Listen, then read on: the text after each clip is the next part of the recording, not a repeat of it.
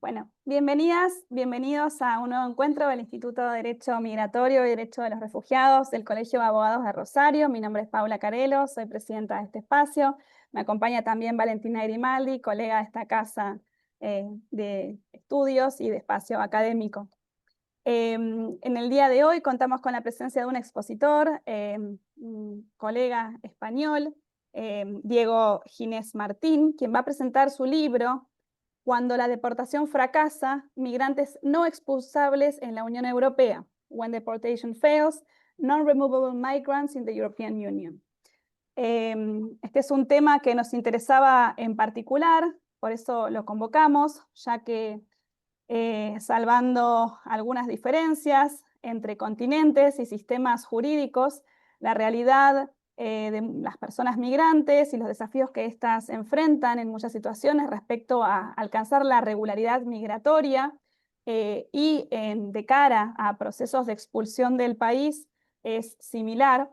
Y también los desafíos que encuentran las autoridades, encontrar soluciones a estas situaciones que permitan también mantener los estándares de respeto a derechos humanos básicos y también de cohesión social en nuestros respectivos territorios. Así que bueno, sin más, presento al doctor Diego Ginés, quien es profesor ayudante, doctor en Derecho Internacional y de la Unión Europea en la Universidad Pontificia de Comillas, ICADE, en Madrid. Con anterioridad, Diego fue profesor en la Universidad de Utrecht, en Países Bajos, y es doctor por el Instituto Universitario Europeo de Florencia. Su investigación se desarrolla en el ámbito de las migraciones y los derechos humanos, con especialización en el derecho europeo relativo al retorno y la regularización de migrantes en situación irregular. La presentación que vamos a realizar hoy va a quedar grabada para aquellas personas que quieran acceder. Diego nos va a dar un recorrido por esta obra y también podemos compartir ahora en el chat los enlaces para acceder a la versión online y a la versión papel de este libro a quienes quieran y estén interesados en explorar y en adquirirlo. Así que bueno, para nosotros es realmente muy importante contar con tu presencia, Diego, y valoramos mucho que te hayas hecho el tiempo para poder compartir todo lo que has podido observar, concluir, aprender en este trayecto de gestar una obra que es algo tan único que realmente pocas personas tienen esta posibilidad y este privilegio, creo, realmente también es un privilegio de poder dejar una semilla que queda, ¿no? A presente y a futuro respecto al trabajo que uno realiza. Así que bueno, para nosotros es, como te decía, muy, muy importante poder reflexionar a partir de la experiencia de la Unión Europea y conectar con algunas cuestiones de nuestra realidad, por lo cual te damos una calidísima bienvenida. Gracias nuevamente por tu tiempo. Bienvenidos a todos y todas que están conectados esta tarde de hoy. Así que bueno, esperamos que lo disfruten. Te cedo la palabra y bienvenido nuevamente. Bueno, pues muchas gracias, Paula, por la cálida presentación y bueno, buenas tardes aquí en España y creo que a estas horas ya buenas tardes también en Argentina. Y pues muchísimas gracias por brindarme este espacio para poder presentar mi libro que se presentó hace nada, dos o tres semanas, pero que realmente deriva de mi tesis doctoral, que ya fue defendida a finales de 2022, que comenzó allá por 2018, entonces son ya bastantes años de investigación sobre este tema. Entonces, pues no lo voy a negar, estoy bastante aliviado de haber terminado de alguna manera con este proceso y de verlo ya publicado, pero también pues muy contento de poder comenzar a presentarlo y de compartir los resultados. Entonces, nada, hoy mi objetivo es hacer un recorrido por los elementos básicos, los diferentes capítulos del libro, del monográfico. Y luego, por supuesto, tener un tiempo para, si tenéis cualquier tipo de pregunta, realizar algún debate, como dijiste antes, hacer algún tipo de comparación con lo que puede suceder en Argentina, por ejemplo. Así que nada, me gustaría compartir unas diapositivas. Creo que tengo aquí la posibilidad de compartir. Em,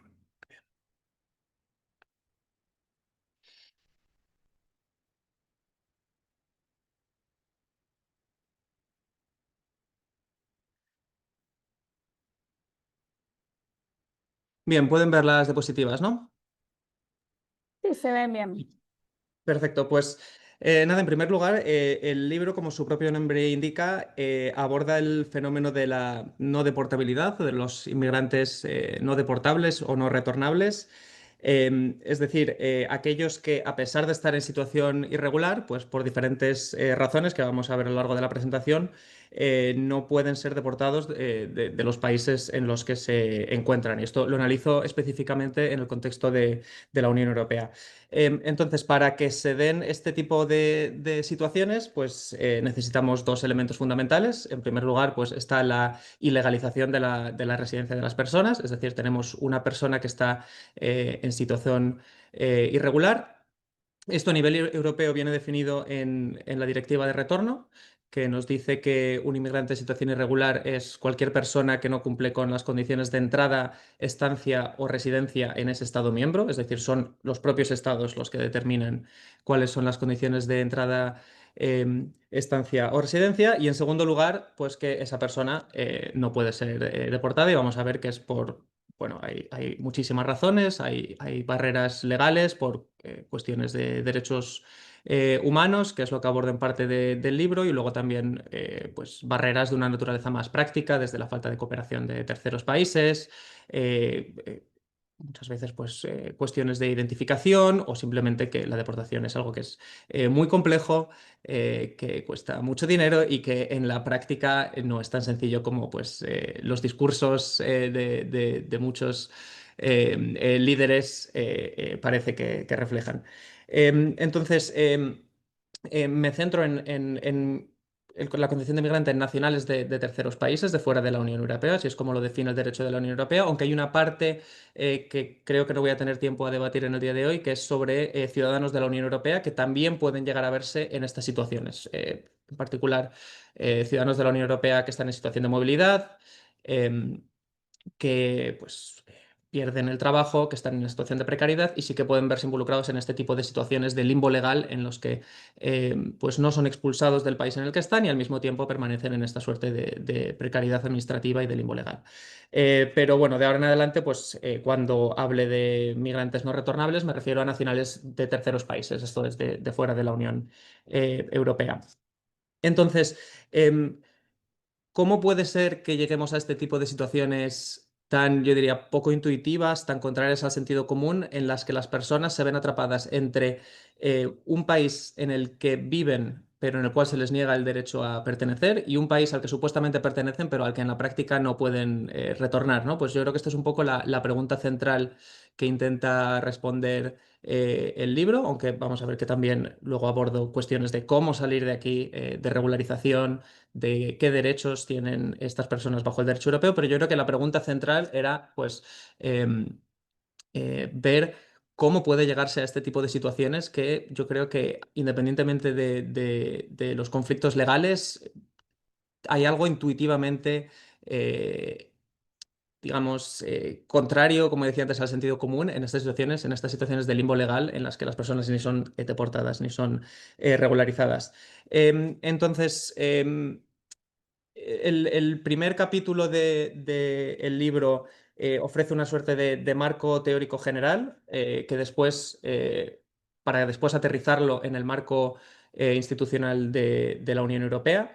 Y entonces, es cierto que existe abundante literatura que a nivel más teórico analiza el fenómeno de lo que se denomina en inglés la liberal paradox, la paradoja liberal, que es un concepto que sirve para explicar la brecha que existe entre, por una parte, los objetivos establecidos por los discursos políticos en materia de inmigración y, por otra, su implementación en la práctica. En otras palabras, los discursos tienden a ser más duros de lo que luego es la aplicación de las políticas migratorias en la práctica. Entonces, a nivel teórico tenemos, pues hay algunos autores como Saskia Sassen que ponen más el énfasis en la globalización, es decir, cómo los procesos migratorios tienen sus propias dinámicas que escapan al poder de los gobiernos de regularlos. Pues, por ejemplo, a través de mercados de trabajo globalizados que tienen sus propias dinámicas y que se autorregulan en función de lo que los propios mercados demandan y a veces independientemente de lo que las normas migratorias establezcan. Y luego hay otros autores, y aquí nos encontramos, por ejemplo, a Christian Jobke, que ponen más el énfasis en los procesos de autolimitación por parte de los estados. Es decir, los estados pueden tener unos discursos en materia de deportación, por ejemplo, em, pero luego todos los estados tienen sistemas constitucionales, tienen estados de derecho, tienen derechos humanos que necesariamente limitan la capacidad de actuar y la aplicación de los discursos que tienen muchas veces los políticos en relación con la inmigración y en particular con la deportación. Yo creo que esto es así particularmente cuando los migrantes ya se encuentran en el territorio de los estados. Em, ¿Por qué? Porque es más sencillo establecer prácticas de externalización con personas que todavía no han llegado, en este caso, a la Unión Europea, que respecto de las personas que ya están en territorio europeo. Y poniendo un ejemplo bastante claro, es más fácil para la Unión Europea pagar a guardacostas libios para que sean ellos los que impiden que la gente llegue a Europa, para que sean ellos los que vulneren los derechos humanos, que deportar a las personas una vez que ya están dentro de la Unión Europea y que ya están bajo la jurisdicción y bajo las normas y y tienen acceso a un procedimiento judicial en la Unión Europea. Entonces, por eso yo creo que tiene sentido esta noción de las autolimitaciones de los estados que aplican una vez que las personas entran en la jurisdicción de los estados, y esto en parte explica por qué es tan difícil la expulsión en la práctica por parte de los estados. Em, Sin embargo, esto es, digamos, un poco el marco teórico general, pero mi idea era un poco aterrizar estas teorías en un marco institucional concreto, que es el de la Unión Europea, y ver cómo funciona la deportación en concreto en el marco institucional y bajo el derecho de la Unión Europea. Entonces, ¿qué marco jurídico tenemos en la Unión Europea? Pues tenemos la expulsión viene regulada en la Directiva de Retorno, que es la Directiva 2008-115, aunque ahora tenemos una propuesta de reglamento de retorno por parte de la Comisión que endurecería más las normas que tenemos en la Directiva de Retorno, y lo que nos establece es, en primer lugar, una obligación legal de expulsar a las personas que están en situación irregular. Esto viene en el artículo 6.1. Y luego el artículo 6.4 establece que potestativamente los estados podrán regularizar cuando así lo consideren conveniente. Entonces, esto se basa en una lógica aparentemente sencilla, en la cual los estados tienen que decir pues A o B, o eh, expulsamos a esta persona, que hay una obligación legal de hacerlo, o alternativamente regularizamos a esta persona, pero es cierto que en la práctica el sistema está, aunque tengan una opción de regularizar los estados, está mucho más enfocado a la expulsión que a la regularización. Esto es así jurídicamente, porque vemos que el párrafo primero habla de una obligación legal de expulsar, pero también políticamente. Sí, Paula. No, veía ahí la palabra decisión de retorno en vez de hablar de expulsión. Ujú. No sé si quieres comentar algo al respecto, porque suena como más dulce.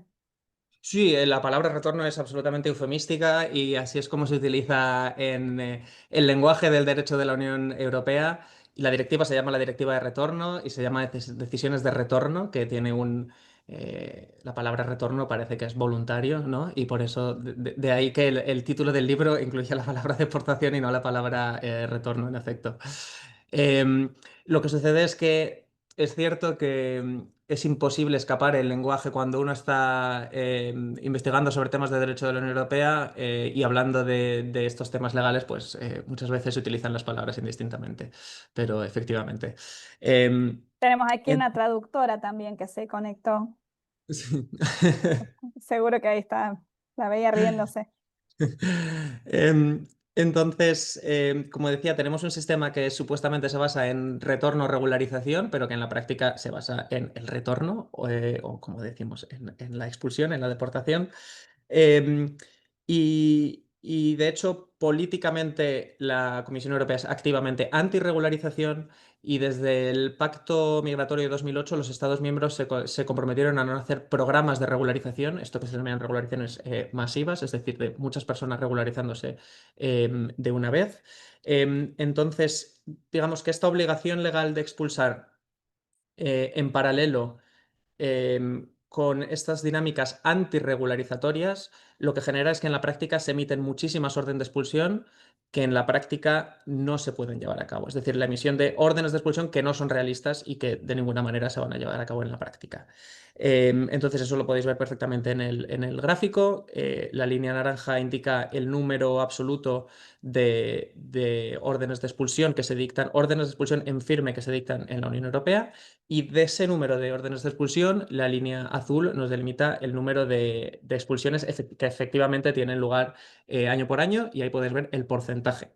Estamos hablando de pues, un máximo de 45%, pero en general en torno al 30, 20, incluso en 2023, solo el 19% de todas las órdenes de expulsión se llevaron a cabo. Entonces, en este contexto, la pregunta que responden los siguientes capítulos, ¿vale? Bien, ¿cómo explicamos este fenómeno? Eso sería como la parte 2 del libro, los capítulos 2, 3 y 4. Y después, ¿qué les espera a aquellas personas que quedan en este limbo legal, que no tienen derecho a un permiso de residencia, y qué vías tienen para transitar hacia un permiso de residencia, hacia la regularización?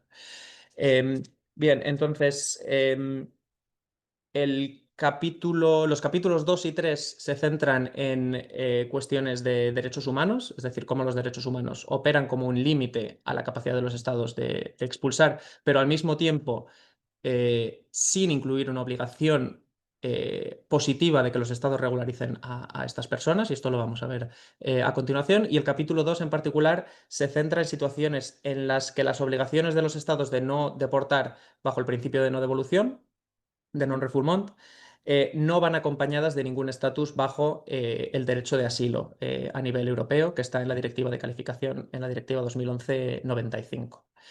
Entonces, explico muy brevemente el marco jurídico. Por una parte, tenemos el artículo 3 del Convenio Europeo de Derechos Humanos, que prohíbe la tortura y los tratos inhumanos o degradantes, pero que ha sido interpretada por el Tribunal Europeo de Derechos Humanos como o sea, en conjunción con el principio de no devolución. Es decir, no solo se prohíbe la tortura o los tratos inhumanos o degradantes en Europa, sino que se prohíbe la expulsión en todos aquellos casos en los que hay motivos fundados para creer que hay un riesgo real de sufrir un trato contrario al artículo 3.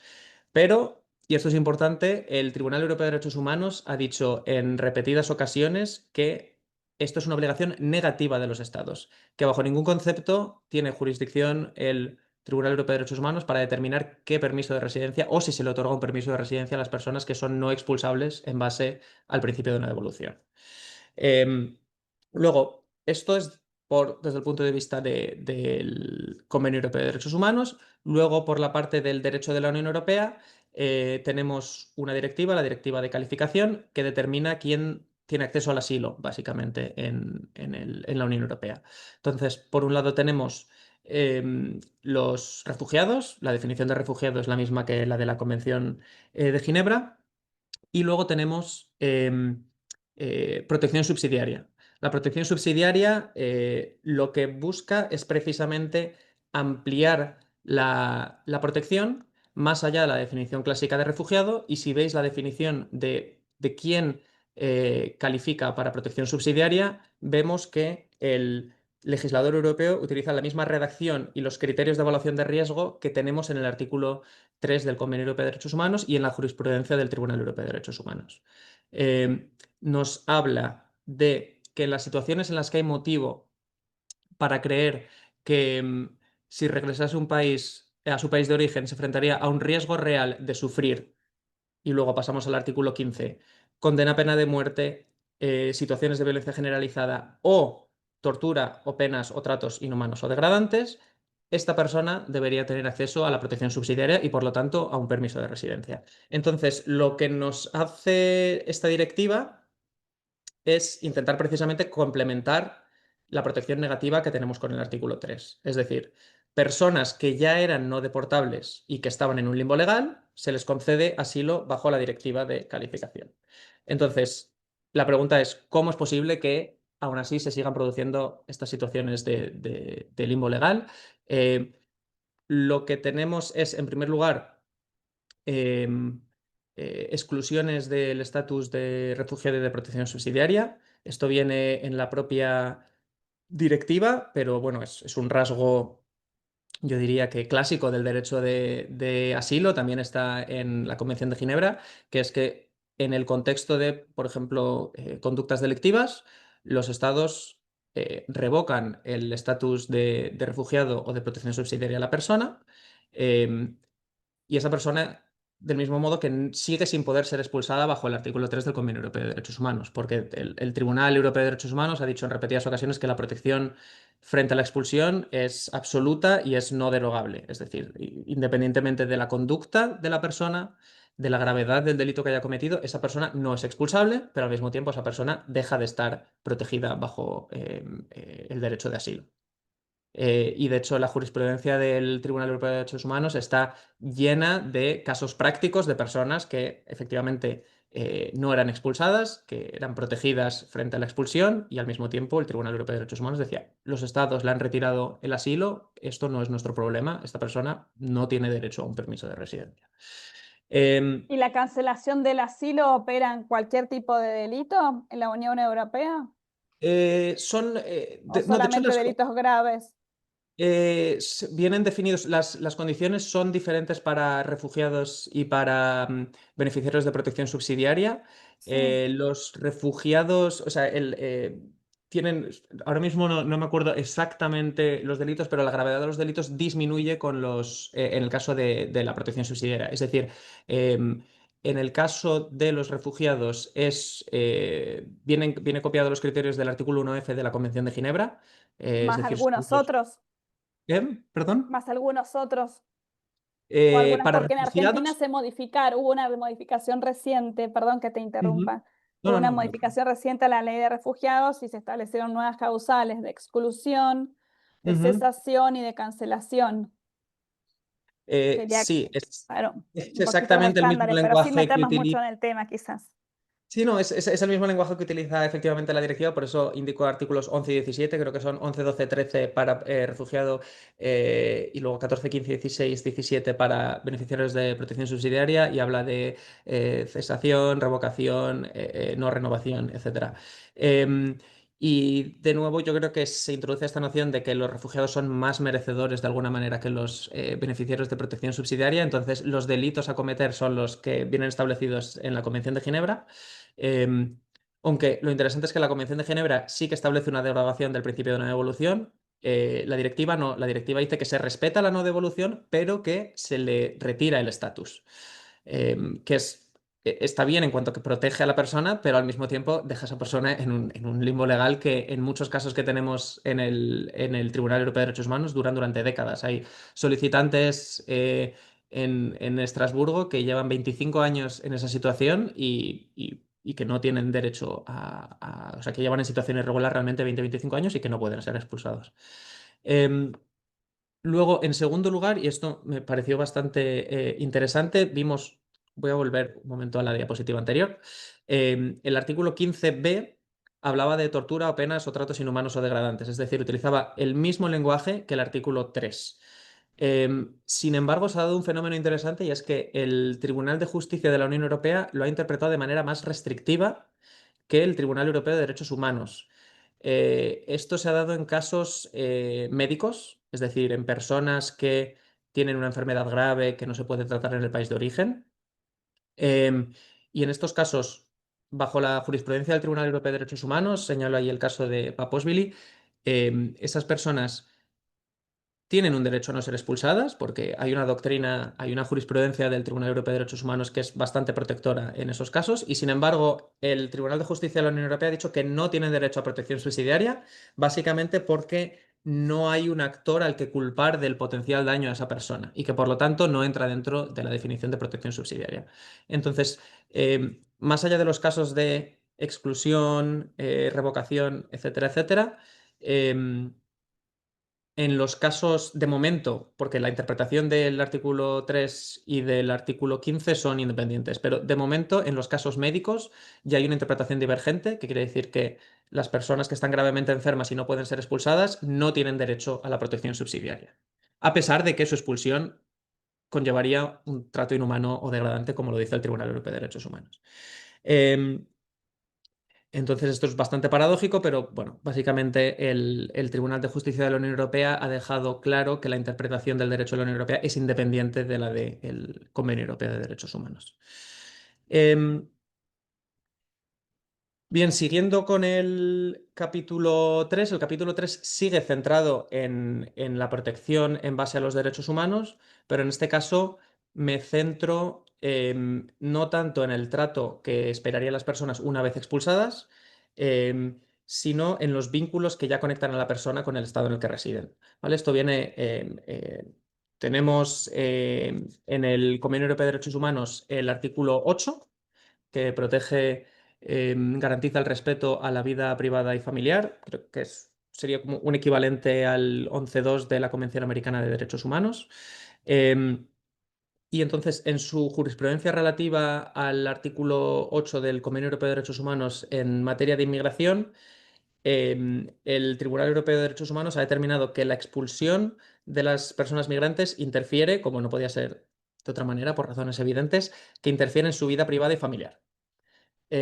Sin embargo, lo que sucede con el artículo 8 es que, al contrario de que sucedía con el artículo 3, es un derecho no absoluto, sino que se deberá evaluar caso por caso si prevalecen los intereses de los estados a controlar la inmigración o si prevalecen, en este caso, los derechos de la persona migrante a permanecer en el estado. Entonces, ¿qué analiza el Tribunal Europeo de Derechos Humanos? Lo que analiza es todo tipo de cuestiones que puedan aplicar al solicitante, como pueden ser cuántos años de residencia lleva en ese estado, em, tiene familia, no tiene familia, cuáles son sus antecedentes penales, su arraigo en el país, sus vínculos sociales, tiene trabajo, etcétera, etcétera. Entonces, lo interesante es que en estos casos, yo digo que el Tribunal Europeo de Derechos Humanos se enfrenta a un trilema entre la expulsión, la no expulsión y la regularización, porque en este caso hay casos muy extremos en los que el Tribunal Europeo de Derechos Humanos sí que ha impuesto a los estados una obligación de regularización. Em, entonces, esto lo que quiere decir es que cuando se va a expulsar a un migrante, los estados están obligados a analizar la situación y decidir en base al principio de proporcionalidad si se avala la expulsión, o sea, la primera opción sería la expulsión. En segundo lugar, si se protege frente a la expulsión, pero en la mayoría de casos derivando en un limbo legal porque esa persona no tiene derecho a un permiso de residencia. O en tercer lugar, si la situación es tan, diríamos, extrema que se garantiza un permiso de residencia a esa persona. Em,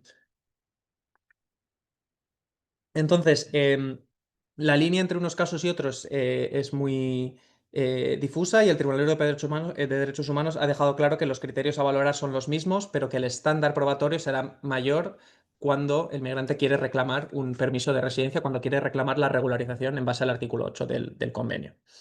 Em, Ahora bien, el problema es que la regla general en la jurisprudencia del Tribunal Europeo de Derechos Humanos ha sido que con prevenir la expulsión es suficiente para garantizar el cumplimiento del artículo 8 del Convenio Europeo de Derechos Humanos. Em, Esto es así independientemente de la duración de residencia, como queda plasmado, ahí he incluido algunos casos donde ponen la diapositiva no deportabilidad. Entonces, el argumento del Tribunal Europeo de Derechos Humanos ha sido que en la mayoría de los casos la decisión sobre la residencia de las personas es un asunto soberano y, por lo tanto, la mera presencia física de una persona en el estado en el que lleva residiendo, no sé, 10, 15, 20 años, es suficiente para garantizar que se cumpla el artículo 8. Em, entonces, ¿es posible regularizar? Sí, pero la regla general es que la no deportabilidad, muchas veces en situación de limbo legal, es suficiente para garantizar el cumplimiento de su derecho a la vida privada y familiar. Em, entonces, bueno, espero que haya quedado claro. Esto es, digamos, una segunda vía en base a mecanismos de derechos humanos que puede explicar la no deportabilidad. Em, y el siguiente capítulo se centra más bien en lo que denomino obstáculos prácticos a la deportación, en el sentido de que estos son casos en los que las personas que van a ser expulsadas no tienen un derecho a que no se las expulse, pero aún así los estados siguen sin ser capaces de deportar a estas personas. Entonces, estos obstáculos que podemos denominar prácticos en el sentido de que no se basan en un derecho subjetivo de la persona, los analizo en base a las políticas de readmisión de la Unión Europea, que son las políticas que básicamente buscan implementar la expulsión en cooperación con terceros países y que es rutinariamente formulada por la Unión Europea como la manera, como la panacea para resolver este asunto de la baja implementación de la expulsión en la Unión Europea. Entonces, el enfoque de la Unión Europea es claro. En el nuevo pacto hablan de un fresh start, como de un nuevo comienzo, pero realmente el ¿Quieres enfoque lleva... contarnos, perdón, ¿quieres contarnos dos palabras qué es Tampere y qué es el nuevo pacto? Porque quizás no todos Sí, sí, están al tanto. justo iba adelante con eso.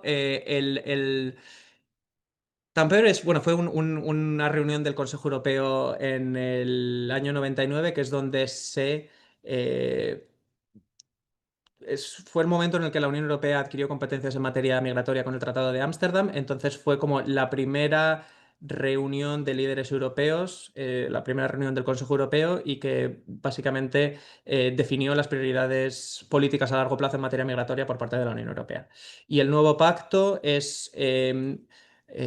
bueno, nuevo porque es reciente, es de 2024, es un conjunto de medidas legislativas adoptadas por la Unión Europea que entrarán en vigor en su mayoría en 2026 y que, pues bueno, han sido formuladas como un cambio radical en las normas y en el enfoque de la Unión Europea a la migración, pero realmente, al menos en el ámbito de la readmisión, eh, hay una continuidad absoluta en la política de la Unión Europea. Eh, la política es la de hablar con una sola voz, es decir, llegar a acuerdos de readmisión a nivel europeo, no a nivel nacional, em, y pues desarrollar acuerdos de cooperación con terceros países, con los países de origen y de tránsito de las personas a las que se intenta expulsar, básicamente. Entonces, como digo, esto se formula como una nueva era en la política migratoria de la Unión Europea, pero realmente, más allá de codificar en la legislación europea em, esta noción de que los estados constituirán acuerdos de cooperación o de beneficio mutuo para mejorar el retorno y la readmisión, esto se lleva haciendo desde hace 20 años y el enfoque es un poco el mismo. Em, Y en- ahí, perdón, te vuelvo a interrumpir. no, no, no, no, Y también porque, digamos, hay ningún problema, conceptos que Pablo. quizás, hay conceptos que en la Unión Europea son como muy frecuentes y que para Ujú, nosotros no son tan evidentes porque, bueno, no tenemos estos órganos supranacionales y de la entidad jurídica como en la Unión Europea y ujú, también eh, sí, las palabras, los términos.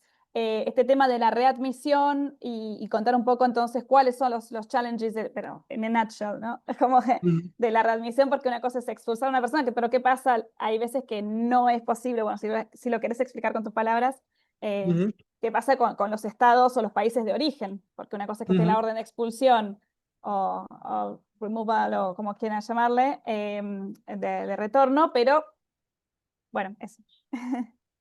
Sí, exacto. De hecho, Dale. precisamente eso es el objetivo del capítulo. O sea, en primer lugar, digamos, el Pero discurso. ¿qué es readmisión? Te decía, que nos explicaras un Sí, poco si la es posible que es readmisión. readmisión, porque no es evidente para nosotros, porque en contextos distintos Sí, se la readmisión es un sinónimo de retorno, pero en su dimensión externa. Cuando uno utiliza el término readmisión, implica que se realiza en cooperación en colaboración con terceros estados. Es decir, un tercer estado readmite a sus nacionales. Entonces pone el foco en la dimensión externa del retorno. Entonces, de la misma manera que la directiva de retorno se llama así porque es una norma interna que establece obligaciones para los Estados miembros, la readmisión pone el énfasis en los acuerdos con terceros países para que ellos acepten a sus nacionales o a personas que han transitado por ese país. Entonces, el enfoque de este capítulo es en la cooperación de la Unión Europea con terceros estados en materia de expulsión y en qué medida no funciona y por qué. Esa sería un poco la idea de este capítulo. Entonces, como digo, la política de la Unión Europea lleva siendo la misma en este sentido desde los últimos 20 años, que es incentivos positivos y negativos. Si ustedes cooperan, pues condicionamos la cooperación al desarrollo, cooperación comercial o incluso la política de visas. También pues, incentivos económicos y ahora se está empezando a utilizar también incentivos negativos. Pues, por ejemplo, sanciones en materia de visados cuando los estados no cooperan.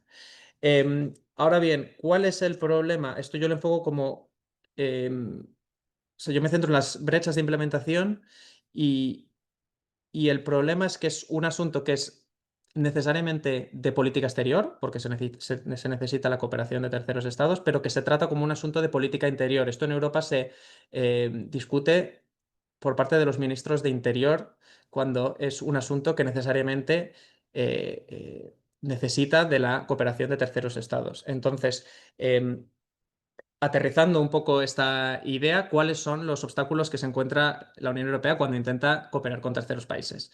En primer lugar, el más evidente, que es la falta de cooperación de países de origen y tránsito, que es muy fácil decir, los estados no cooperan, pero bueno, vamos a acercarnos un poco a esta cuestión y a ver por qué los terceros estados no cooperan en materia de readmisión con la Unión Europea. Em, para la Unión Europea es muy fácil em, cooperar con estados vecinos, por ejemplo, en los Balcanes, porque los estados de los Balcanes se les puede ofrecer em, viajar a la Unión Europea sin visa o con condiciones de visa muy favorables, o se les puede ofrecer no sé, unas negociaciones, avanzar las negociaciones para su ingreso a la Unión Europea. Es decir, son países con los que la Unión Europea tiene mucho con lo que negociar en materia de readmisión. Sin embargo, cuando se trata de otros países, Em, y esto es especialmente claro en el caso de África. La Unión Europea no está dispuesta a ofrecer, por ejemplo, condiciones favorables de acceso al territorio europeo para sus nacionales. Y realmente lo único que tiene que ofrecer a cambio de la cooperación de estos terceros estados es dinero, es básicamente compensación económica por su cooperación con la Unión Europea en materia de readmisión. Entonces, lo que sucede aquí es que em, amenazar a estos países con la imposición de sanciones en materia de visas tiene un efecto limitado porque los nacionales africanos ya tienen condiciones muy desfavorables para acceder a la Unión Europea en el primer lugar. Y el dinero es en la mayoría de las ocasiones insuficiente para convencer a estos países. En primer lugar, porque sus economías dependen en gran medida de las remesas de los inmigrantes que viven, en este caso, en Europa. Em, Porque tienen mercados laborales que no necesariamente serían capaces de absorber a todos los expulsados desde Europa y también porque sobre todo en los países democráticos en África la deportación es tremendamente impopular entre sus ciudadanos. Entonces, estas son razones que explican por qué en la práctica es realmente muy difícil conseguir que estos países cooperen en materia de readmisión, porque muchas veces la Unión Europea lo formula como un win-win estos acuerdos con la Unión Europea, pero realmente son para la implementación de una agenda que es profundamente eurocéntrica y que, en la que todos los intereses que se tienen en cuenta son los que interesan a la Unión Europea en este ámbito. Eh, entonces, diría que es el principal y fundamental problema que hay en materia de readmisión. Luego también hablo del problema de la identificación y documentación de las personas, eh, que también es un proceso interno, pero también es un proceso externo, en el sentido de que las personas tienen que ser identificadas por el país europeo que las intenta expulsar, pero también tiene que ser aceptado por el tercer país de origen. Y hay muchos supuestos en los que pues la Unión Europea identifica a una persona como nacional de un país o de otro y ese Estado no lo reconoce como sus nacionales. Disculpa, Jolly, por favor, estás escribiendo en la pantalla. Ah, sí, estaba viendo. Sí, no lo estoy pudiendo borrar. ¿Me escuchas? Bueno, dentro de poco pasaremos a la siguiente Escribiendo diapositiva. O por el sea, que chat. por mi parte no hay problema. Se sigue Pero es que pudiendo. está todo marcado. Me parece Sí, que lo queda estoy igual marcado. viendo. No sé, bueno, intenté. Dije, bueno, frena, ahí va. Bien, no. Vale. Ya que estamos aquí y ya que interrumpí, entonces la cooperación con países de origen y tránsito, porque lo pusiste como un punto separado, lo de identificación y documentación. O sea, en definitiva, esto de identificación y documentación de las personas es una de las de las cuestiones que deberían cooperar. Después hay otras cuestiones de quién paga los pasajes de retorno, y no sé Ujú. si tienes algunas otras cuestiones quizás a comentarnos en qué consiste esta cooperación de países de origen y tránsito, es decir, personas que pasaron por su territorio, eso cuando son tránsito, o país de origen. Bueno, voy a readmitir a Argentina, por ejemplo. ¿Va a Ujú. readmitir o no va a readmitir a un argentino que está siendo deportado de la Unión Europea? ¿En qué consiste esa cooperación o no cooperación?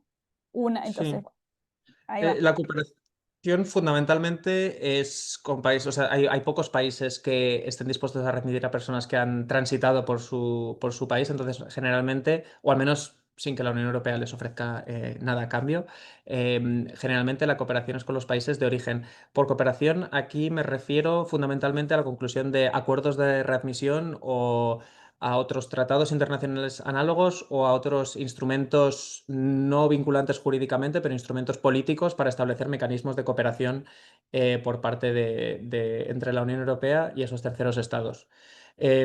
Pero la no cooperación puede ser simplemente también aquí, pues hay un titular de prensa de Francia envió unos nacionales de Mali a Mali y Mali decidió enviarlos de vuelta a Francia porque decía que ellos solo aceptaban a deportados, o sea, a personas que retornaban voluntariamente y no a deportados forzosos.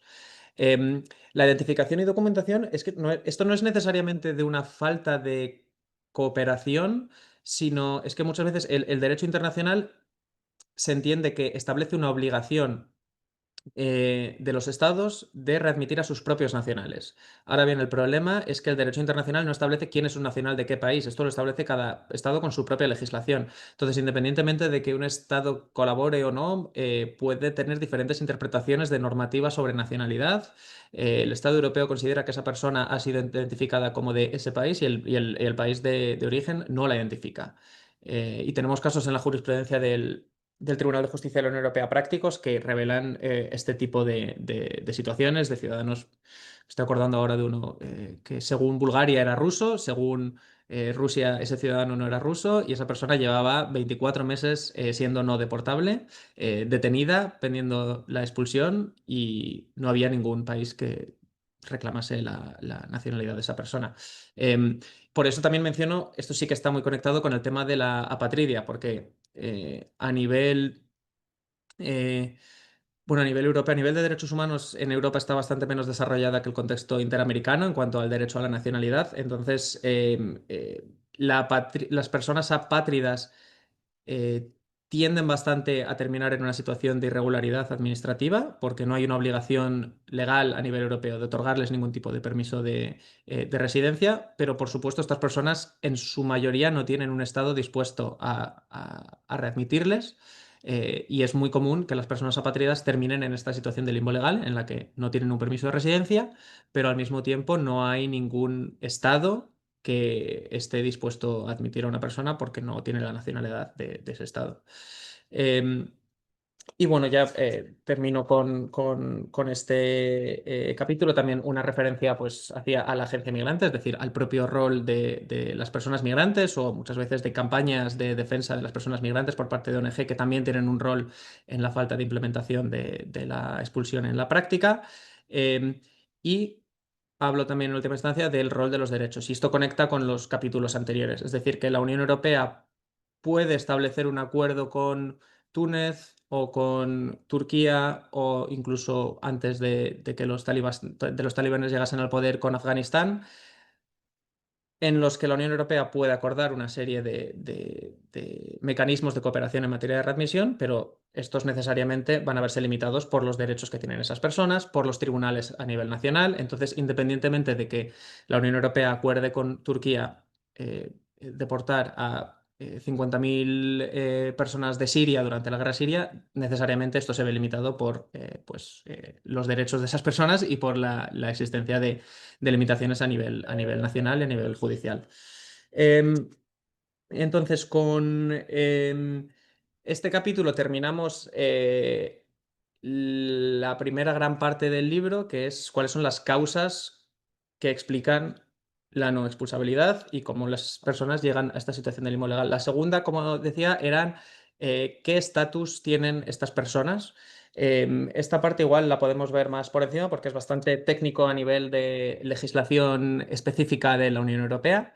Em, pero así en resumen, lo que tenemos es el capítulo 5. Analizo cuáles son los derechos de las personas no retornables bajo el derecho de la Unión Europea. Y en el capítulo 6 es un poco analizar qué soluciones tienen y en particular analizo qué perspectivas tienen de llegar a regularizar su estatus.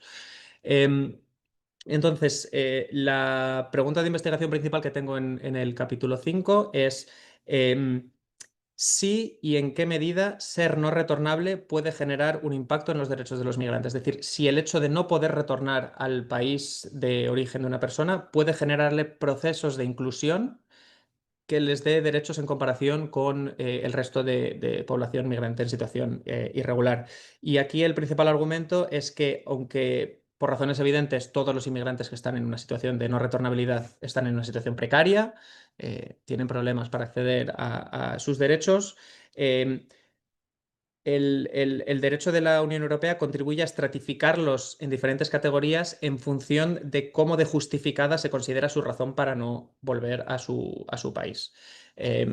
Y bueno, voy a analizar brevemente los artículos relevantes de la directiva para intentar clarificar un poco esto. Sí, Paula, adelante. Ah, no, era justamente eso que te decía, que quería Mm, saber cómo eran esos diferentes tipos de casos en la práctica. Por otro lado, ¿te molestaría cerrar la pantalla y volverla a abrir así desaparecen esas líneas Vale. molestas? Voy con ello. Dejar de compartir, ¿no? Imagino. Ahí está. Sí, gracias. Porque también hicimos unas capturas de pantalla y además que te pasamos después y va a quedar como medio jardín de infantes. Crash. Voy con ello. Disculpa la interrupción. No, no, ningún problema. Jolly, no sé si estás por ahí, por favor, ten cuidado. Me parece que se desconectó. Vale. Em, Gracias. Pues tenemos diferentes artículos en la directiva de retorno, que es pues, como decía al inicio de la presentación, la directiva que regula la expulsión de nacionales de terceros países. Y tenemos, bueno, el artículo 2 en primer lugar, dice que quedan excluidos del derecho europeo de la directiva aquellas personas cuya orden de expulsión deriva de una sanción penal, de la comisión de un delito, que son muchas de las personas que hemos visto, por ejemplo, en los capítulos iniciales, personas que tenían estatus de refugiado y que luego cometieron un delito. Y luego el artículo 9 nos establece una obligación de aplazar la decisión de retorno cuando el retorno vulneraría el principio de no devolución. Entonces ya no establece una distinción entre personas, digamos, que son más merecedoras, aquellas que no se puede expulsar por razones que el legislador europeo considera verdaderamente importantes, que es el principio de no devolución, y en el resto de casos no establece una obligación de los estados de reconocer que esa persona es no deportable, es decir, de aplazarle la decisión de retorno.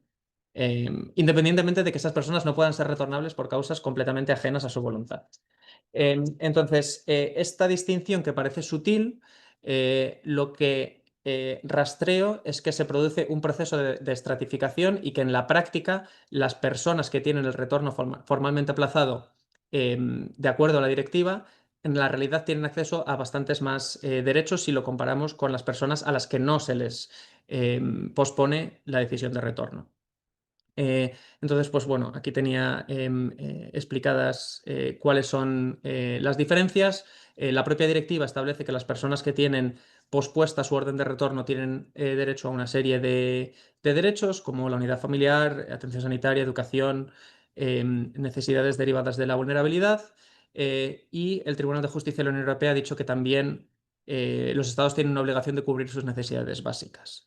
Y luego lo interesante también es que hay una investigación del European Migration Network, de la Red Europea de Migraciones, que ha establecido que las personas que tienen la decisión de retorno pospuesto disfrutan de mayores derechos bajo el derecho nacional. Es decir, que las consecuencias de que se otorgue de que se posponga la decisión de retorno tiene un gran impacto en los derechos que disfrutan estas personas en la práctica. Al mismo tiempo, estas personas tienen una notificación escrita con lo cual son menos vulnerables a la detención administrativa.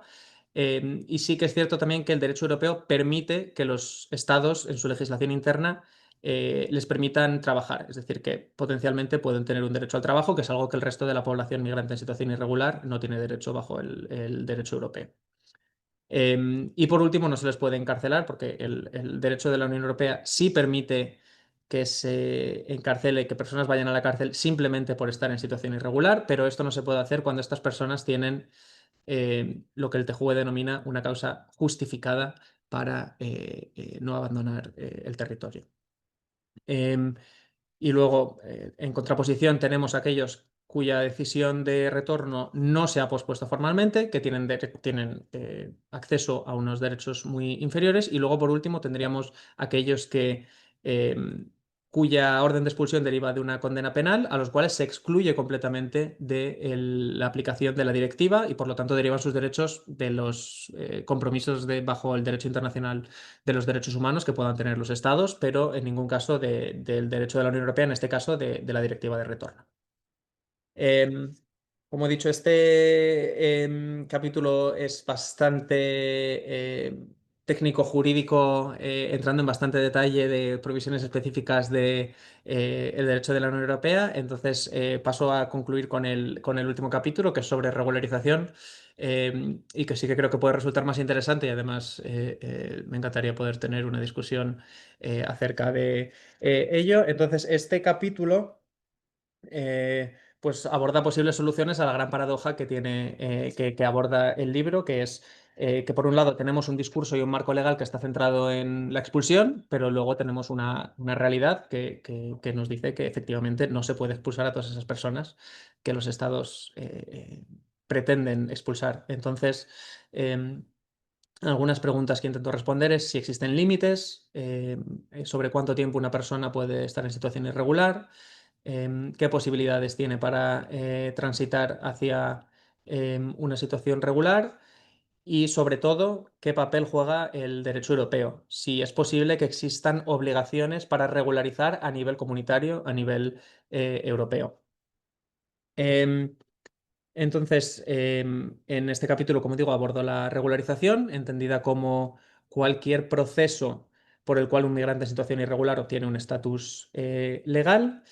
Em, y es cierto que, a pesar de que todos los Estados miembros acometen regularización en su práctica estatal diaria, es decir, ya sea a través de mecanismos de regularización caso por caso o a través de programas de regularización, todos recurren a la regularización con mayor o menor frecuencia, pero es verdad que esto no está armonizado a nivel europeo. Entonces, esto quiere decir que pues hay estados en los que se regulariza con mucha frecuencia y hay estados en los que apenas se regulariza y por supuesto esto tiene consecuencias para las personas que permanecen en situación irregular.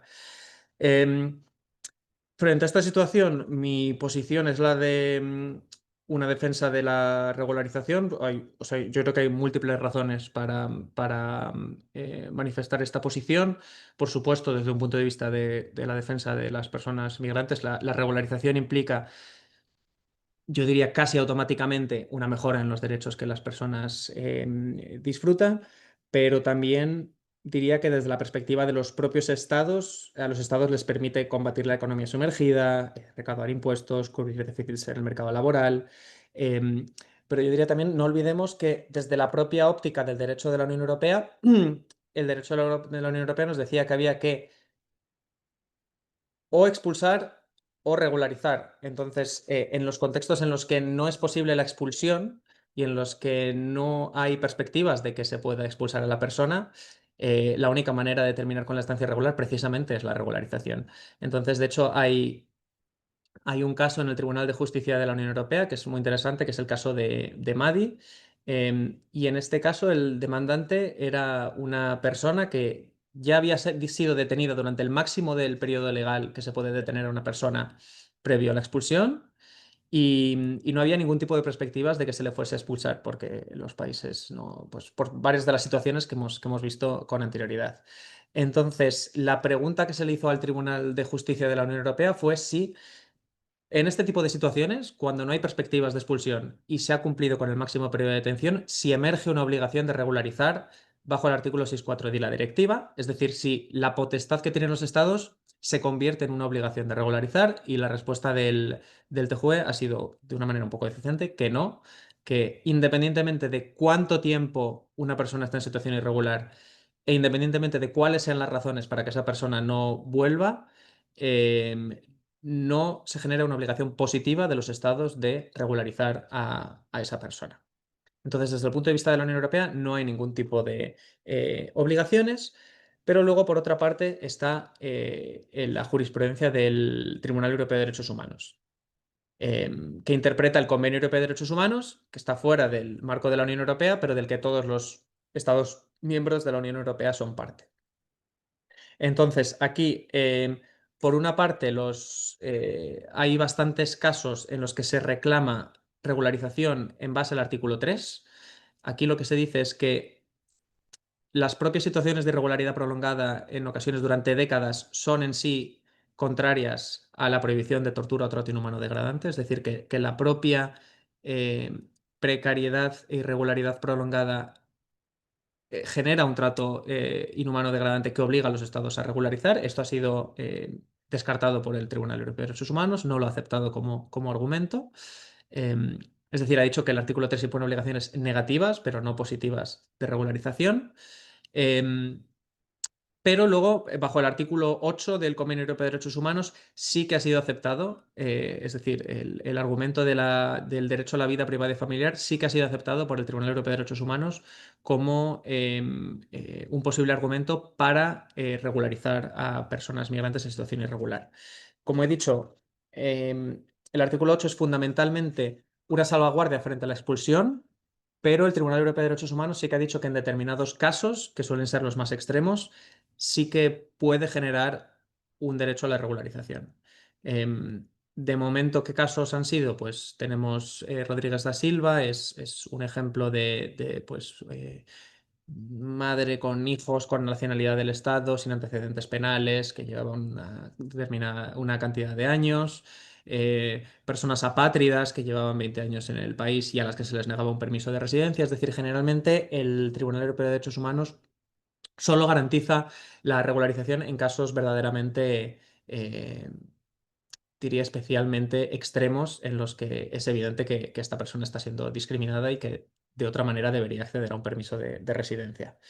En cualquier caso, me parecen desarrollos interesantes y a prestar atención en el futuro para su desarrollo. Em, entonces, bueno, por mi parte nada más, concluyo aquí y estoy encantado de contestar alguna pregunta si tenéis. Bueno, muchas gracias, Diego. Allí se sumó Yoli. Esperemos que la pantalla siga bien. Bueno, gracias por esta presentación y wow, fabuloso cómo pudiste resumir todos tus años de doctorado en estas diapos y clarísimo. Hay muchísimos temas muy ricos a explorar. Me gustaría ceder la palabra a quienes están participando de este encuentro. Hay algunos investigadores, algunos abogados litigantes, hay personas que quizás no conozco también. Así que bueno, si tienen algún comentario, alguna pregunta a realizar, este es el momento.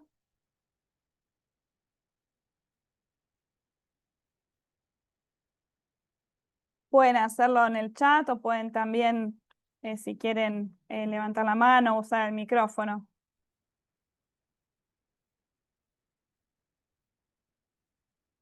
Veníamos, ahí alguien se anima.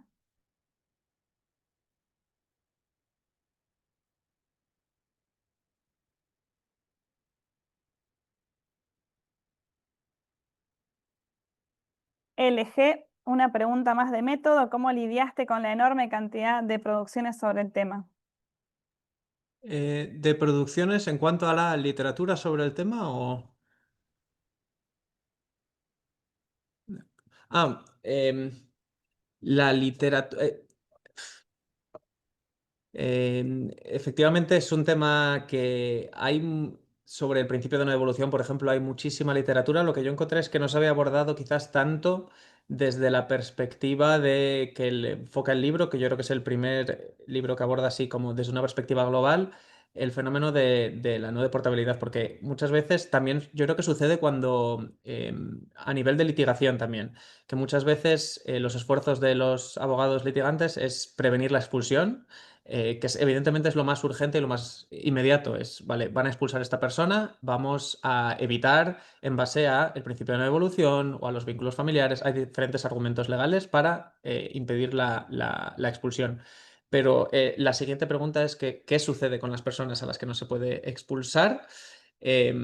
Porque, claro, terminada la primera batalla, queda la segunda, que es, bien, ¿qué sucede con esas personas? ¿Tienen permiso de residencia? ¿No lo tienen? Entonces yo creo que este enfoque más relativo a la retornabilidad no lo había.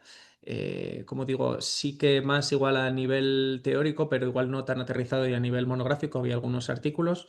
Entonces, pues, ¿cómo lidié en cuanto a la enorme cantidad de producción sobre el tema, sobre todo en tiempos anteriores a la inteligencia artificial? Pues con muchos años de investigación.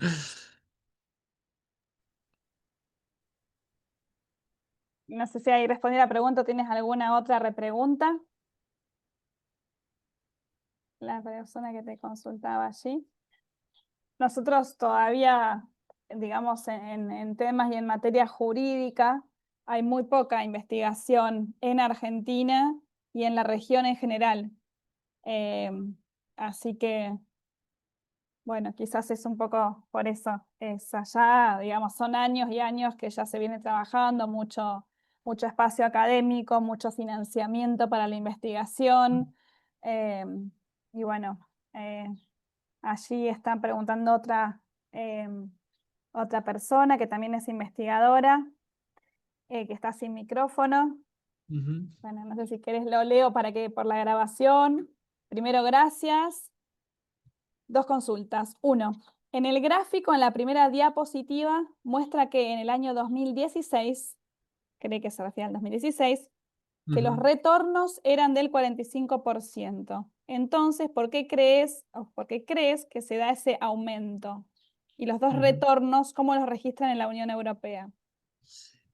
Sí, los incrementos y los descensos muchas veces dependen como te dije, depende de los flujos migratorios de los países de origen de las personas que están migrando en ese año, porque precisamente por las razones que hemos visto en la presentación, pues hay países con los que la cooperación funciona bien, hay países con los que la cooperación funciona mal. También precisamente porque las tasas son bajas, los stocks, digamos, de la población que está en situación irregular se va acumulando de año a año. Entonces, pues eso depende un poco del perfil de las personas que están en esa situación en ese año, pues, pero desde los flujos migratorios que hay, los conflictos que hay, pues muchas veces son cosas que son externas a la propia Unión Europea y que no son necesariamente intra-europeas, sino que dependen un poco más de otros desarrollos a nivel global.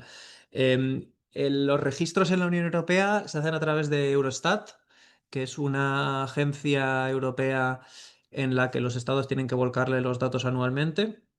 Entonces, es verdad que la calidad de los datos depende un poco de la calidad de los procesos que tienen a nivel nacional los estados para después volcar los datos a nivel europeo.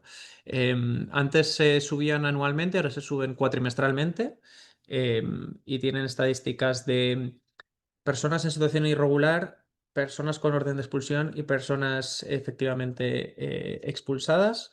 Y eso, se registran a nivel europeo porque hay una agencia europea, pero lo recaban los Estados miembros a nivel nacional y después los envían a Eurostat. Y acerca de cómo sigue mi investigación, pues ahora precisamente estoy trabajando en un artículo sobre regularización. Como digo, la regularización es algo que se aborda fundamentalmente se considera una prerrogativa de los estados, es decir, no se considera que el derecho europeo o el derecho internacional de los derechos humanos tenga mucho que decir, pero quiero enfocarlo desde un punto de vista de derechos humanos. Un poco esta idea que hemos visto en el Tribunal Europeo de Derechos Humanos, que sí que hay algunos casos en los que se puede exigir regularización en base al artículo 8 en este caso. y quiero ver un poco a nivel comparado de los derechos humanos, nivel interamericano. Hay un par de opiniones consultivas muy interesantes sobre esto. Eh, a nivel de organismos de tratados de Naciones Unidas, quiero ver, hay muy poco sobre regularización en base a derechos humanos, pero quiero ver si se le puede dar un enfoque de derechos humanos a la regularización. ¿Qué argumentos? Pues sería más, diría que más normativo que descriptivo, porque no hay mucha jurisprudencia afirmando un derecho a un permiso de residencia en base a derechos humanos. Pero estoy investigando un poco sobre esos asuntos. Qué bueno, justamente venía pensando en eso, en invitarte para acá, para la región, para que extiendas y trabajar un poco en esto del derecho comparado, que acá en el instituto veníamos trabajando mucho este tema, hemos hecho varios encuentros y consideramos que es súper importante este intercambio de pensares y de saberes más allá de sí, de Ujú, las fronteras y jurídicas. Así que bueno, eso, bienvenido y para compartirnos información al respecto que pueda ser de utilidad. También tenemos algunos fallos nacionales que te podríamos compartir quizás de ujú, Argentina, eh, con cuestiones puntuales, con el tema niñez, con el tema familias, con el tema vulnerabilidades. Así que, y bueno, también hay casos interesantes donde se tocan las cuestiones de derecho migratorio, o sea, residencias, pero después asilo o quizás incluso con un ujú. proceso de extradición. Y además, si le sumás que está la persona en un proceso de trámite de adquisición de la ciudadanía, o sea que estamos hablando de 4 expedientes tramitando en paralelo. em, y hay complejos, sí, casos, una casuística súper compleja y que creo y considero también que incluso jueces, fiscales de aquí de la región podrían beneficiarse mucho de estudios como el tuyo Ujú, y de la información que tú puedas volcar aquí. Así que bueno, es un ida y vuelta y además la normativa de algunos países y procesos de regularización que varios países de la región también han tenido y bueno, qué pena que la Unión Europea se está cerrando a estas regularizaciones masivas. Si bien ujú. España ha hecho recientemente algunos ¿no? avances en Sí, este sentido, unos procesos interesantes. sí, a ver, a nivel europeo está permitido que los estados regularicen como deseen. Es verdad que lo que se desaconseja son las regulaciones, los programas de regularización, estos que de una vez se regulariza, pongamos a 100.000 personas. Es decir, todas las personas que a día 1 de enero cumplan estos requisitos se las regulariza. Y esto es lo que se llama como programas de regularización. Luego, los mecanismos, que son los que están incluidos en la ley y que se regularizan caso por caso y con muchísima frecuencia en el caso español, por ejemplo, esos sí que se aceptan, digamos, con más normalidad en el contexto europeo. Em, en, em, en España se está discutiendo un programa de regularización, de regularizar a todas las personas que antes del, creo que era de marzo del 2024, llevasen más de un año y medio de residencia demostrada en España, pero luego tenemos muchos mecanismos de regularización, que el más conocido es el arraigo, que suele requerir pues 2 años de residencia y luego pues o vínculos familiares o una oferta de trabajo o que estén matriculados en programas educativos en determinados sectores. Entonces sí que digamos que hay un ambiente hostil a la regularización, pero hay estados, y España es uno de ellos, que sí que tienen bastantes mecanismos. Y, y bueno, mira, de hecho eso explica también el crecimiento económico de España comparativamente en Europa, y es que ha sido capaz, hay bastantes estudios, que ha sido capaz de integrar a la población migrante en el mercado laboral, fundamentalmente a través de procesos de regularización. Súper interesante. Sí, a esos mecanismos de regularización jurídicos que estableció Nueva España, que me parecía interesantísimo, creo eran algunos vinculados justo a lo que mencionabas, esto de estar inscriptos en sistemas educativos, es decir, estás en situación migratoria irregular, quieres regularizar su situación, bueno, si vuelves a estudiar, podemos en tal o cual condición darte un permiso. Y me parece que Ujú. es algo que es interesante. Después hay que ver cómo funciona en la práctica. No sé si ya hay Sí. cuestiones que hayan evaluado esto, qué ha sucedido. Eso es el arraigo educativo que se llama y sí suele requerir un periodo mínimo de residencia y luego que se matriculen en programas educativos en sectores que están vinculados a las necesidades del mercado laboral español y esos van cambiando a lo largo del tiempo. Entonces hay distintos tipos de arraigo, pero este educativo lo que requiere es que los programas educativos estén vinculados a sectores que, pues por la situación económica de España, sean especialmente bienvenidos, básicamente. ¿Y qué Pero luego piensas también al hay respecto de esos programas? ¿Cómo lo bueno, ves? eh, entiendo, es que el problema de la regularización es que muchas veces hay que compatibilizar porque dado el clima político actual, muchas veces los argumentos que se suele utilizar son argumentos laborales de necesidades del Estado anfitrión. Necesitamos mano de obra migrante, por lo tanto, estamos a favor de la regularización. Y ese es un discurso que puede ayudar a que gente que igual tiene discursos anti-inmigración se una a discursos igual más pro derechos humanos, pro regularización. Pero yo creo que esto se tiene que complementar con una vertiente más pues no sé cómo describirla, si humanista o de derechos humanos. Es decir, que yo creo que ambas razones pueden coexistir. Es decir, me parece razonable que un Estado tenga mecanismos vinculados al mercado laboral, siempre y cuando haya otros mecanismos pues, vinculados a, pues, no sé, a la reunificación familiar o a los derechos de las personas que llevan aquí 20 años. O, no sé, me parecen cosas que pueden ser compatibles. Ujú. Ahora, ¿qué pasa con el que no quiere estudiar, pero que sí quiere estar regular y que ya tiene un trabajo, por ejemplo? Quizás Ujú. no un empleo no registrado. En Eh, ese caso, o sea, hay cinco tipos de arraigo. Este es el educativo, pero luego hay laboral, que son aquellos que tienen eh, una propuesta de trabajo. Lo hay familiar, si tienen familiares con residencia legal. Lo hay... em,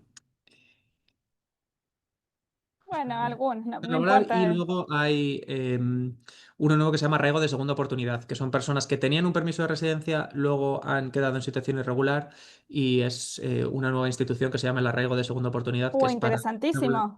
Sí, este se ha introducido este año. Es Claro, como un esas quinto son tipo de las. arraigo.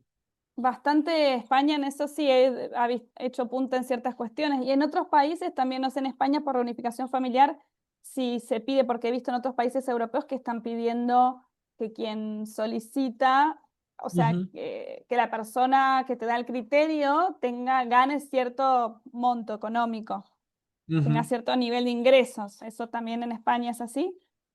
Eso está, o sea, es que esto es diferente porque esto sería la regularización de personas que ya están en España en situación irregular y para la reunificación familiar es una directiva a nivel europeo de Ah, eso 2003. para atraer a personas que están en otro país, ¿te Exacto, referís? para la reunificación familiar está regulado a nivel europeo y Claro, es ahí cierto, son es distintas una directiva situaciones. que deja bastante libertad a los Estados miembros para que utilicen esos criterios económicos, incluso de integración, de hablar el idioma. España no los Mm. tiene, pero luego hay otros estados como Holanda que requieren, pues, aparte de recursos económicos, requieren que aprendan holandés, por ejemplo, antes de que se Sí, reunifiquen con sus familias, lo cual no es sí, bastante común, hablar holandés para una persona claro. de fuera. En Argentina se pide también, o sea, se utiliza como el mismo criterio este de reunificación familiar, tanto para la residencia, pero también para cuando hay una persona irregular Ujú, eh, y tiene una orden de expulsión del país y pide poder quedarse, por ejemplo, una dispensa por tener familiares en el país. ujú. Em, sí, pero no, bueno, a ver. Sí, no, Sí, bueno, eso es es. complejo. Estoy pensando en las diferentes, se me vienen muchas cosas a la cabeza. Súper interesante todas las opciones normativas y de políticas públicas y eso creo, al menos me interesa particularmente. Ahí nos están preguntando otra pregunta. em, este intercambio de experiencias en diversos Ujú, países que creo que es tan rico. ujú. No sé si quieres hablar o lo leemos la pregunta, como quieras. La La mía, no, OC. no era una pregunta, vengo con delay de la parte de que primero agradecerte, Diego, en realidad vine muy entusiasmada como a escuchar el libro. A mí me da la impresión a veces como que es difícil navegar toda la producción de literatura para ir y rescatar tu tópico de investigación. Es Sí, como un totalmente. mundo ir y ver cómo de ahí tiras el hilo para tu molino. Que dijiste que como bueno, mirar a ver qué hay, es re interesante ver qué hay en regularización, Liga de Derechos Humanos. Me acordé que esto que mencionaste, nuevos desarrollos recientes, y justamente la Corte Interamericana sacó en la opinión consultiva, esta, la última, la de julio, una obligación de los estados de proveer categorías migratorias suficientes. Y dice categorías migratorias. Además habla de no refoulement, pero dice específicamente categorías migratorias. Y eso es como bien interesante, como que no lo dejó solo para asilados, ¿no? Solicitantes de refugio, sino migratoria. O sea, como todo el que entre en ese paquete que hizo donde cualquier causa directa o indirecta en climate change va a alcanzar, bueno, para todo eso, sea dentro del país, fuera del país, en el borde, más afuera, categoría migratoria. Es como lo único que hay de donde agarrarse de algo para decir, bueno, por ahí a ver, otro hilo de donde tirar. Eso, Interesantísimo, felicitaciones muchas por el gracias. libro. No, interesantísimo y de hecho estaba tomando notas porque justo para la investigación que estoy comenzando me parece muy, muy, muy interesante, de hecho. Muchas gracias. Una querida colega y una grande que estudia mucho este tema aquí en Argentina. Así que, bueno, claro, respecto a lo que ella menciona de la OC 32, también pensaba en el Pacto Mundial para una migración segura, ordenada y regular. Entonces, bueno, quieren, se ponen de acuerdo los países a nivel global para promover, en teoría, vías de migración regular, pero después en la práctica no, o sea, dicen, bueno, por lo menos aquí en la región, que es interesante a ver, por eso nos interesa tanto esto de las categorías migratorias, una nueva categoría, nómade digital. Oh, sí, pero nómade digital te da unos meses. No es realmente una buena y nueva forma de implementar. No, en Argentina, por ejemplo, no tenemos una categoría para trabajador autónomo. ¿Vos podés creer? Es más, si tú vienes como investigador y te paga y o haces por proyectos, trabajas, no puedes residir legalmente en Argentina. Te doy te doy la noticia, por ejemplo.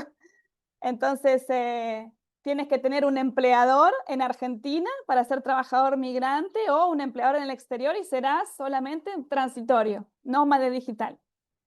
Entonces, trabajador autónomo, tendrías que ir a la justicia o hacer una pelea enorme para que esto pueda, digamos, materializarse. Em, y algo tan simple y básico como esto no lo tenemos. La categoría inversionista también ahora dicen que van a mejorarla. Entonces, bueno, esto que comentás vos del arraigo segunda oportunidad y bueno, estas otras que charlábamos de las categorías estas de regularización por estudios. Otra cuestión, por ejemplo, en Argentina mismo, no tenemos, esto lo aprendí también hace poco, la posibilidad de ciertos países europeos, no sé si es a nivel europeo o es por país, pero la posibilidad de solicitar un permiso de residencia después de finalizar los estudios. Es decir, tú, un estudiante migrante, reside 5 años en Argentina, termina la carrera y el día que termina la carrera, se le termina el día del permiso de residencia, que a veces puede ser un poquito más allá, si él no encontró un trabajo o no se casó con una persona argentina o no, lo que sea, se puede quedar buscando trabajo. Es una pavada total. En cambio, entonces en Inglaterra, en Bélgica, no sé qué otros países dan 1 año, 2 años para que quien terminó sus estudios pueda insertarse en el mercado laboral y esté de manera regular. Porque Mm. también lo mismo, supón que el migrante queda en situación migratoria irregular. ¿Cómo va el estudiante recién graduado a pedirle a un empleador que le dé un contrato de trabajo si está irregular? Nosotros le podemos explicar al empleador, bueno, pero mire, con la promesa del contrato de trabajo ya va a poder adquirir la regularidad migratoria, pero ya eso es un dolor de cabeza para el empleador, porque cuando ya empiezan a tener miedo, no, porque después me cae una multa. Entonces es algo tan simple y básico como eso que no lo tenemos. Entonces, y no Sí, lo no. tenemos, no porque quizás no quieran, no lo pensaron. Yo personalmente tampoco había pensado en ciertas situaciones que las fui aprendiendo y las voy aprendiendo con el tiempo en estos espacios y demás. Y después es llevarlo a la práctica, ¿no? Pero bueno, hay cosas como que son relativamente simples que se podrían hacer con la información y obviamente con la voluntad política, ¿no? También. Mm. Así que, Sí, bueno, no, hay eso, lo veces del que cuesta Pacto Mundial, entender. estaba pensando.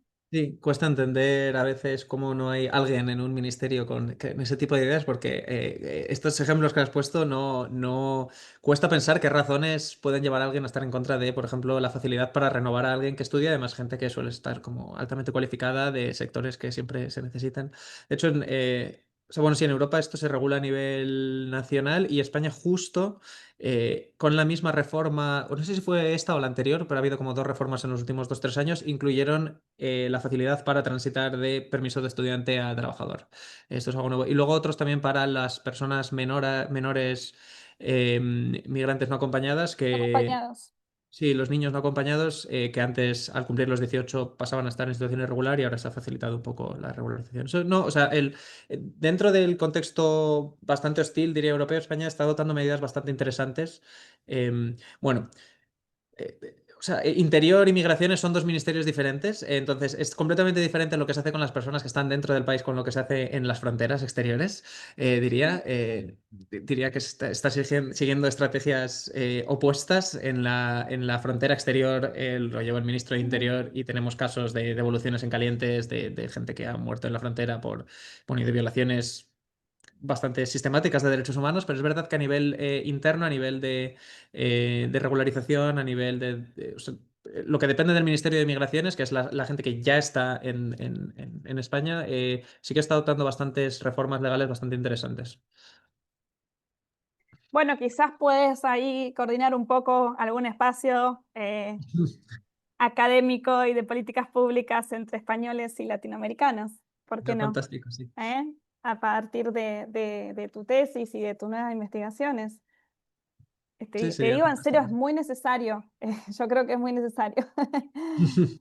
Así que tiene un potencial enorme toda esta colaboración. Y bueno, esto que no queden solamente en papel o en los textos el trabajísimo enorme que hacen los investigadores, o trabajazo que hacen los investigadores, sino yo creo que hay que llevarlo un poco a la práctica. Así que bueno, de mi parte, súper agradecida. Igual cedo la palabra para que